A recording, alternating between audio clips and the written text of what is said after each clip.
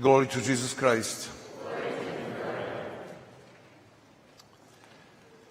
When I was in high school, in the last year of my high school studies, we got new classmate. The reason why he came to our school was because he was expelled from each year, from each school, each high school he attended. So it was his fourth high school because they couldn't stand him. The reason was that he was gangster, but a rebel, free guy who did what he wanted, but always, creating troubles non-stop. But this kind of gangster or rebel, that you have to like him. Everybody loved him in this class because even he made all these horrible things, horrible things, which deserved like punishment from superiors, from schools, from teachers. But otherwise, everybody liked him. And I think we other boys or young men at the time, somewhere in the depths of our heart we wanted to be like he is, so free, so doing own will somehow in this pleasant way. But everybody considers him that he's a little bit crazy, and not fitting to society. And then after high school I didn't meet him, and I met him only once, but after a few years, maybe 10 or 15 years, when I met one of my classmates, I asked him how this guy is doing, if he knows what is with him, and he said, well, he married our girl from our class, and you would not believe he's totally different person. He became so serious and so strict and so honor man. Everybody is surprised how big change happened to his life. And I was thinking about that, and we continued in discussion, and I said, he changed because he became father. And I said this because it came to my mind, because I saw it so many times that while seeing or be like pastor and marrying these young couples, you can see that marriage, how changed the man always. And then when first child comes, it's so change in man's heart when he becomes father, that it is somehow this what is like in man's DNA, I would say, written, that this responsibility and this feeling that now I have to take care not only my wife or my family, but these children.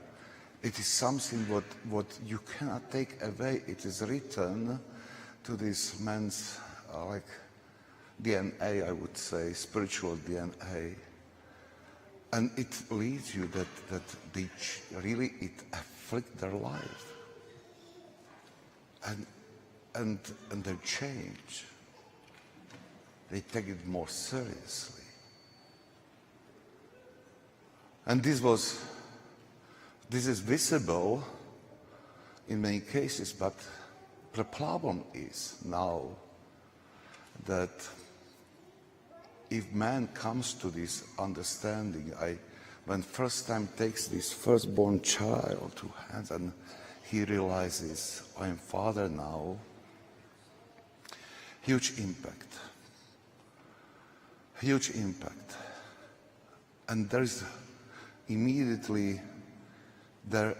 this desire, our understanding, I have to take care, the best care of this miracle of this life. Now, the problem is that despite of this good intention, and really, it's very difficult now for man to do this. because the world is filled with many crazy ideas, many not wise expectations from fathers. And if we listen to the world, so then we can fail as a fathers in this our role on responsibility. If that my classmate, if he acts in this way how he was acting in high school at the time, he would be, in present time, he would be not punished, that he would be transferred to another school. I would say it would be said that he is toxic man. And I think many would try to put him under earth, well, not literally kill him, but to really expel him, to put this seal of really horrible person. And we know the same thing, that the world gives us these ideas how to, for example, raise children, how to act as a father, how to expect some kind of responsibility for children, how to form them well.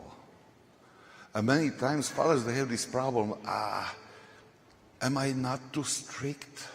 Maybe I should be more gentle.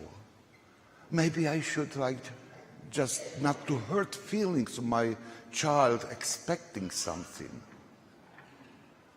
Maybe I should not rebuke child if child is doing something wrong, because I can hurt and it will go with the child whole life. This is why we fathers may think this way many times, because they were forced to go to these hesitations,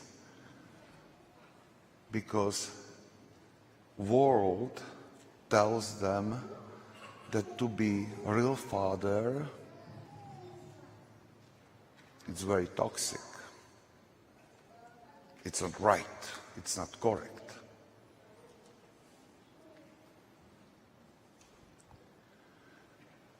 I don't afraid to say the world wants from father to become second mom. With this approach which belongs to mothers, and is not role of fathers.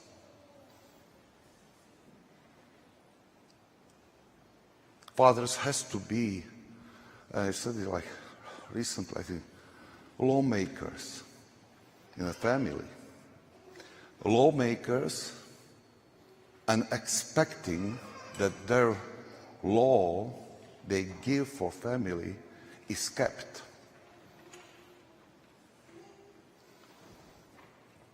There are leaders in this way.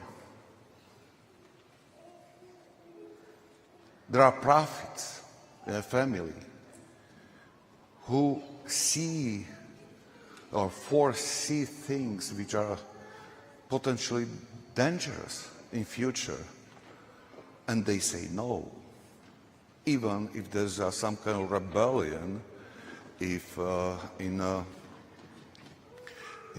children, but say no because they know that it can in future hurt their children. And there are priests there who lead whole family towards God.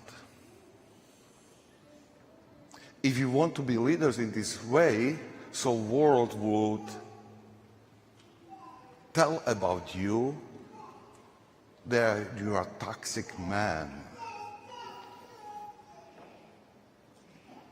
hard man, rebel, despot, a tyrant. And we feel this pressure, and because we don't want to be called like horrible man, tyrants, and whatever, we try to give up, to adjust to this expectation from the world. And many times it is difficult even that our wives have the same expectation from us to become like other women in the family. Not willingly, but because they are infected by this world too. And it is not from bad intention, it is just from expectation which was given through inspiration from the world things. Fathers are a very difficult place, a hard place. And many times they really, it's necessary to become rebels and stubborn and firm. Because otherwise, many things will go wrong way. Wrong way. But in order to become a real father, it doesn't mean just to be this toughness.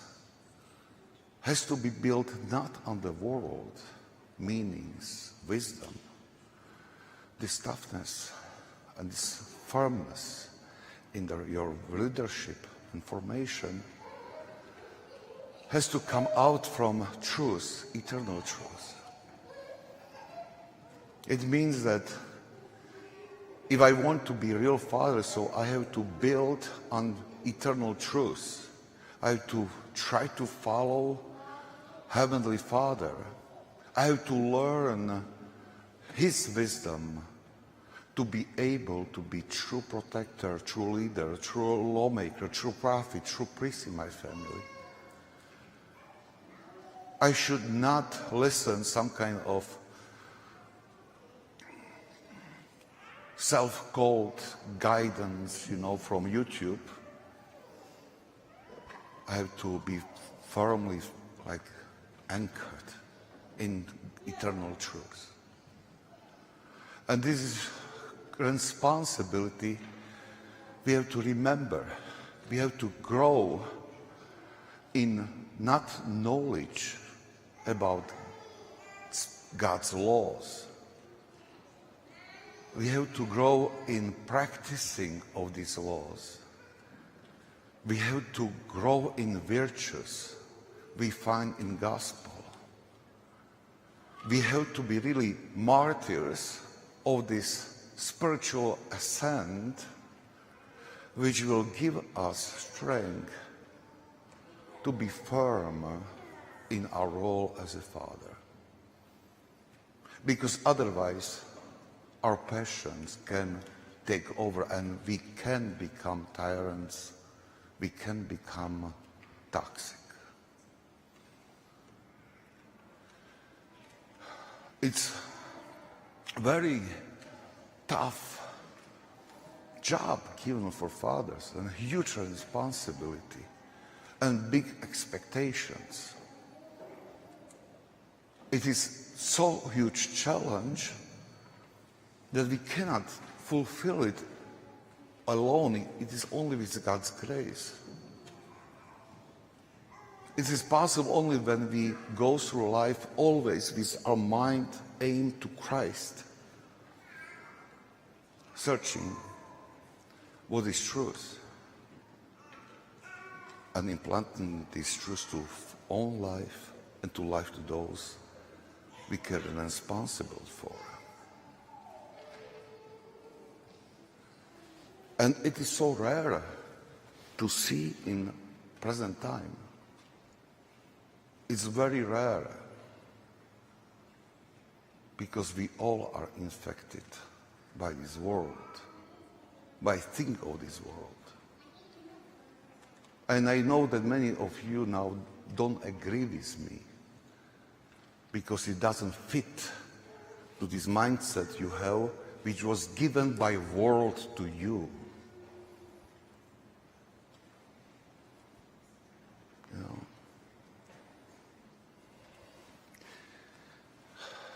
But it is hell, it is way to hell. You know, and we have to somehow renew this understanding of this role, real role of Father with all qualities he has to have. And Church gives us today, to our fathers, but well, to all of us, like two suggestions what to do practically. At first, we celebrate Feast of All Saints today. And it would be not good if we celebrate just think, okay, this Sunday of All Saints, or we celebrate saints. I think this is invitation, this feast is an invitation for us to look to their lives. Not today only, but to try to, as many times, to study their lives. May we know practically what does it mean to become holy. What kind of steps we can do, how we are supposed to react. So Church gives us saints as models who completed their life with success, to learn from them. The second thing is that after this Sunday we start Apostolic Fast, which allows to Feast of Saint Peter and Paul. Why this Apostolic Fast is important? Because after this celebration, Pascha, Pentecost, when we enjoy and relax somehow, Church calls us to go back to this God's school. We start to read during liturgies from Matthew, and his gospel is considered like textbook for spiritual life. And Church urges us to listen how to become real followers of Christ. And this is the fast which is in the beginning. Just may we have a tool to concentrate and to enter to this God's school, to school again, to go through this formation, how to become followers of Christ. If we do it correctly, if we look to saints and study their lives, if we study gospel and we try to follow instruction we find there, suddenly we start to see, and we start to see what is this, those lies which come from the world, bad ideas from the world. And we know, so we start to see steps we are supposed to make in our lives. And this leads to a real,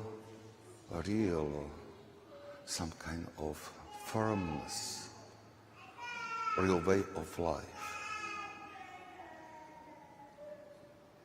And then many changes will come, which might be in the beginning a little bit bitter, but they will bring a lot of fruit. A lot of fruit.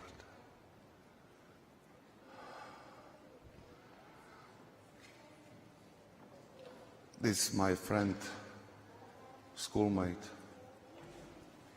was a rebel. He didn't accept these rules somehow given by world. He lived according to his own feelings of conscience at the time. To totally understand, you would need to live under communism in this time, so I don't want to go deeper. But the same feeling we will have when we start to live gospel, because people start to look at us that those are a little bit weird people, because they don't fit this scheme which world expects us to do. So I wish you, fathers, may this celebration is a reminder for you of this big role which was given to you. And may this understanding and recalling this dignity which was given to you through this vocation, let's try to make effort to learn how to be real fathers, accord God's will, not accord dictate of the world.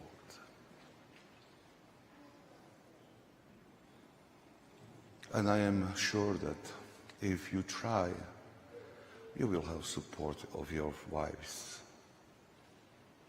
Because it's when this is coming, like this real fatherhood is emerging in family, it is felt that it is huge blessing for whole family.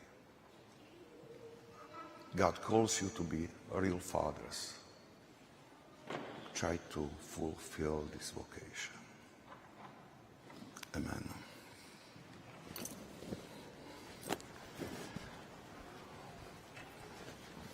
Ave